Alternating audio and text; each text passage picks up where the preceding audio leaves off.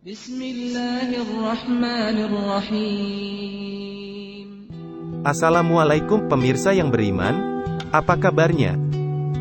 Semoga kita selalu dalam lindungannya. Amin. Tahukah Anda bahwa pencuri ada di waktu kita sholat? Berikut penjelasannya. Simak terus dan ambil hikmahnya. Pencuri dalam sholat adalah pengistilahan sebuah kesalahan fatal dalam melaksanakan ibadah sholat, yaitu ketika dia tidak menyempurnakan ruku dan sujud, serta tidak khusyuk. Berarti dia telah mencuri pahalanya sendiri. Allah tidak akan memandang salatnya.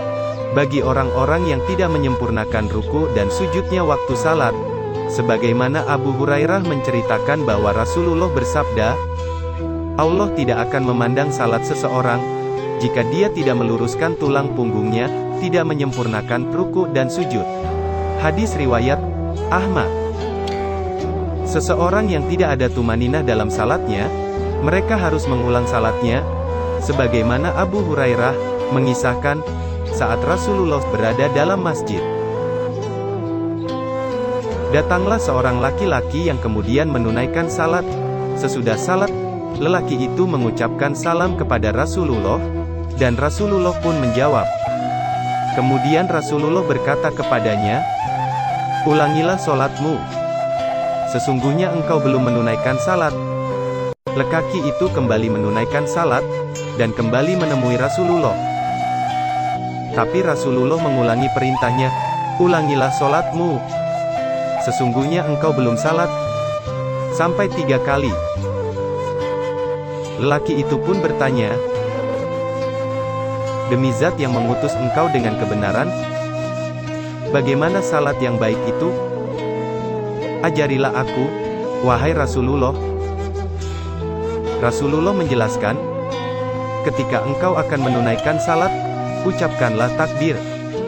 Lalu bacalah beberapa ayat Al-Quran yang mudah bagimu. Kemudian rukuklah dengan tenang. I'tidal berdiri bangkit dari ruku dengan lurus, sujud dengan tenang, duduk antara dua sujud dengan tenang dan sujudlah dengan tenang kembali.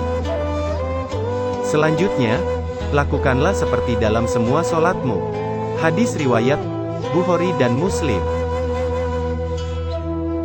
Dari hadits Rasulullah SAW tersebut, jelas seorang yang salat yang tidak menyempurnakan ruku, sujud atau rukun salat yang lain, diperintahkan untuk mengulangi salatnya.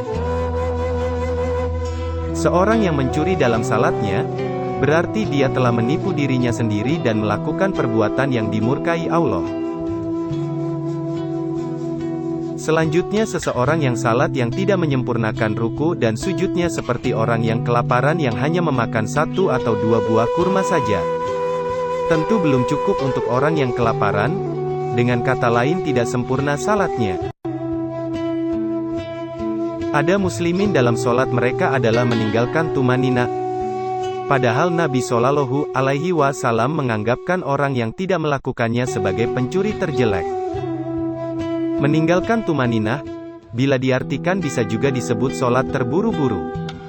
Syekh Abdul Razak bin Abdul Muhsin Al-Abad Al-Badar menjelaskan, disebutkan dalam Musnad Imam Ahmad rahimahullah bahwa Nabi Shallallahu Alaihi Wasallam bersabda, pencuri terjelek adalah orang yang mencuri sesuatu dari salatnya. Para sahabat radhiyallahu anhu bertanya, wahai Rasulullah Shallallahu Alaihi Wasallam, bagaimana seseorang mencuri sesuatu dari salatnya? Beliau menjawab, dia tidak menyempurnakan ruku dan sujudnya. Dalam hadis ini, Rasulullah Shallallahu Alaihi Wasallam menganggap orang yang mencuri sesuatu dari salatnya lebih buruk daripada orang yang mencuri harta. Tumaninah dalam salat itu termasuk salah satu rukun salat. Dalam banyak hadits, sering disebutkan perintah agar kaum muslimin mengerjakan dan menyempurnakan salat serta peringatan keras dari perbuatan meninggalkan tumaninah, atau menghilangkan salah satu rukun ataupun hal-hal yang diwajibkan dalam salat. Adapun beberapa hadis yang menginformasikan terkait dengan kesempurnaan salat antara lain, hadits riwayat Al-Bukhari dan Muslim dari Anas bin Malik radhiyallahu anhu, bahwasanya Rasulullah Shallallahu Alaihi Wasallam bersabda, sempurnakanlah ruku dan sujud kalian. Kesempurnaan itu akan terrealisasi jika keduanya dilakukan dengan tumaninah.